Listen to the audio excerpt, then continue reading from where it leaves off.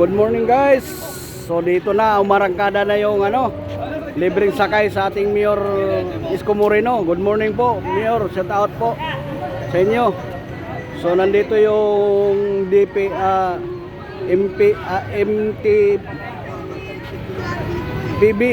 MPPTB. So yan guys, umarangkada na ang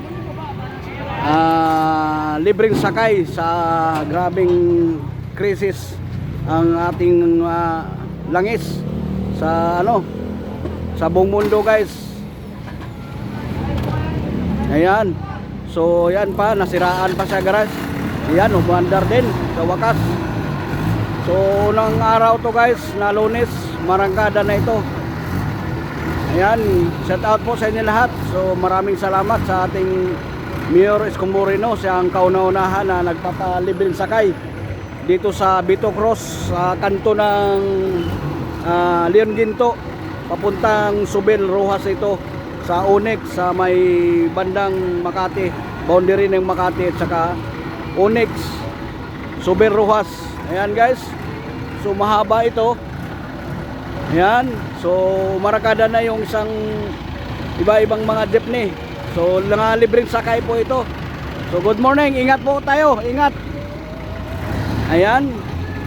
So then dito yung MPTB nag-a-assist sa mga chopper na kahit papaano na matustusan man lang yun ng hanap buhay nila na sa pagkita, sa wala talaga makikita, walang kita talaga mga kababayan pag walang tulong ng ating gobyerno.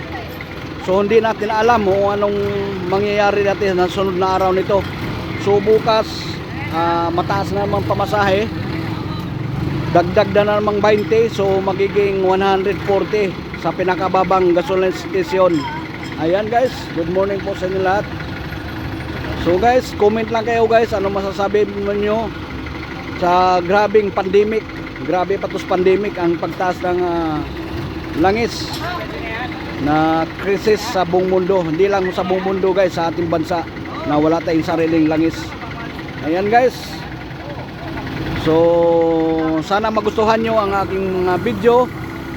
Paki-like, share at paki-subscribe na rin para ma-update kayo sa susunod ng aking mga video dito sa Maynila. So good morning po sa inyo lahat mga kababayan ko. So welcome to my vlog. So good morning. Ayan, bukas magkaalaman na nito. Magkaalaman na nito ang pagtaas, dagdag-taas pasahe. So yan guys, napaikot-ikot na lang sila. Ayan. So andito yung ating mga nag-a-assist. Ayan. Ayan, so ipakita ko kayo sa inyo yung ditong jeepney. Ayan. Ano dong? Musta dong? Ayan. Okay yung biyahe naman dong? Ha? Okay? Oo. Anong masasabi niyo kay Yorme? Maraming salamat. Yan, natulungan Bagong natin. Oo, natulungan kahit paano natulungan. Oo, tulungan na driver. Oh, yan. Diba? So yan ang hinaing. Yan. Set out ka. lang. Oh, yan. Babalik din yun sa normal na biyahe natin. Yan. So ganun lang guys.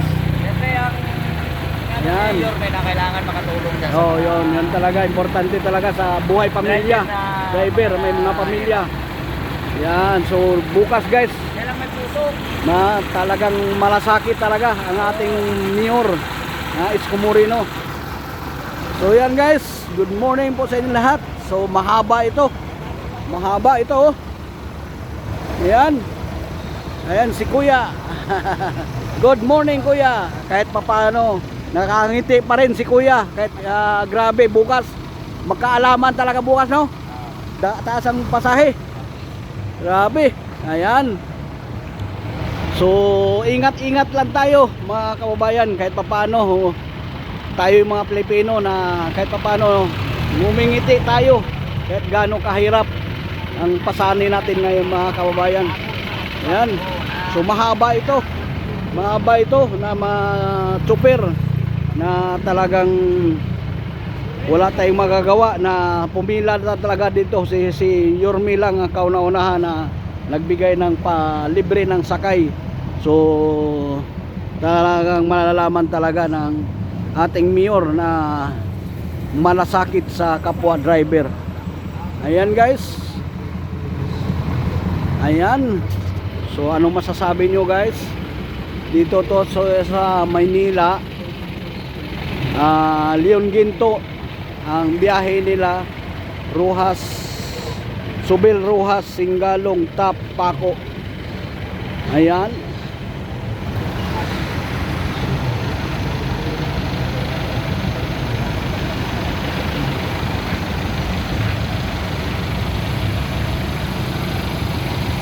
Ayan, ikot ko kayo dito.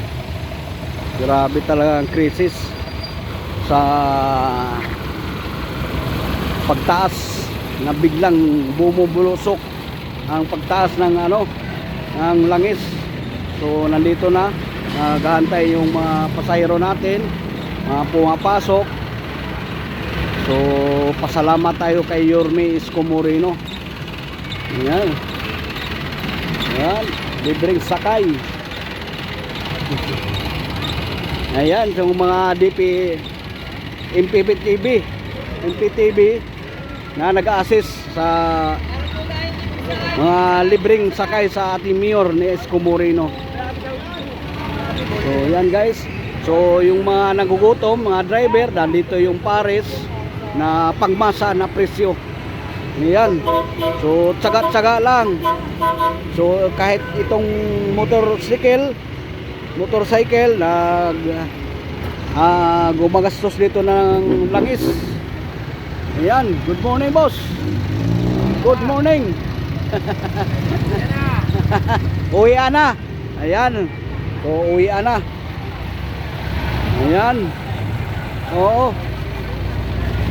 So sana magustuhan nyo ang aking video. Kauna-unahan nito guys. So sa kasaysayan na grabing bumulusok ang pagtaas ng langis. So sa buhay ko lang ngayon guys, ngayon ko lang na napagtanto na ganito pala na kahirap pag ang ating oil na may hawak ng kapangyarihan na di makakalabas ang ating mga importer na mga langis, mga company. So ganito pala na mahirap pala ang kapag may mag-control sa langis na biglang tumataas. Wala tayong magagawa guys, mga kababayan ko. Sana ipagdasal natin na bumalik na ang presyo ng langis sa buong daigdig at sa buong bansa. So yan guys, dito ito sa kahabaan ng Ocampo, Leon Ginto,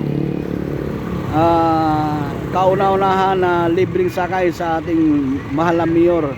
So hindi lang ito, marami po itong iba-ibang mga ginsasakupan sa transportasyon na jeepney.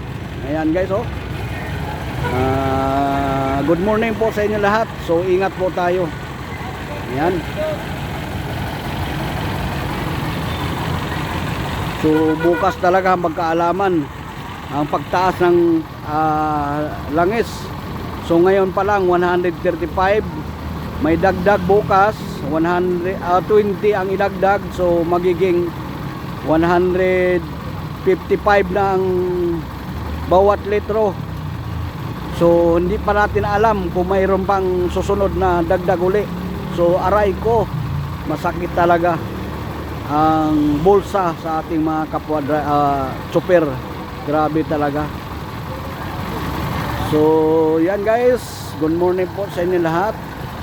So ingat-ingat po tayo. So pasalamat tayo sa ating mahal na Yormi na Isko Moreno na nag-utos na kaagad na para sa ating mga chopper na kahit man lang matulungan. Talagang wala nang kinikita, napunta lang sa krudo sa mga company ng oil. Hindi kaya na i-monitor ang ating langis kaysa ating Pangulo. So wala talaga anong ginagawa sa ating Pangulo.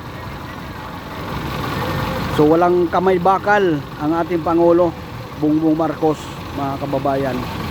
Diyos ko po. So yan guys, dito lang po ang video. Sana magustuhan yung video. Ingat-ingat po tayo. Sana paki-like na rin, share para updated kayo sa sunod sa aking mga video. Good morning po sa inyo lahat.